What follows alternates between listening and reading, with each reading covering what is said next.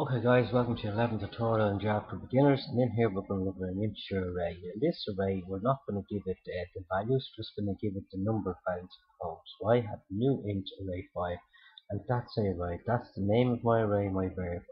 So my array 1 0 is 9, 2 3 all the way through. Okay.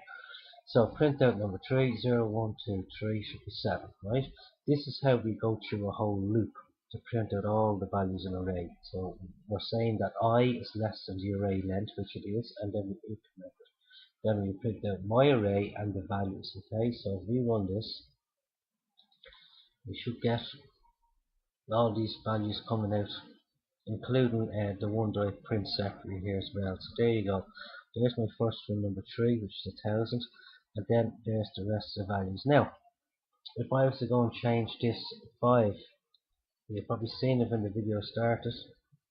If I change this to 4, what do you think is going to happen now?